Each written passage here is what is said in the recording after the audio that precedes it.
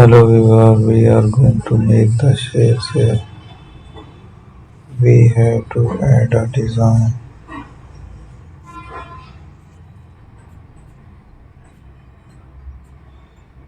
So we will make the changes there.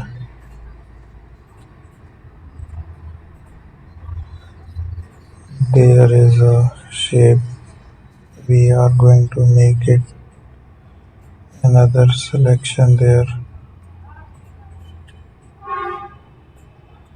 Use the paint as well. So we will try the different option.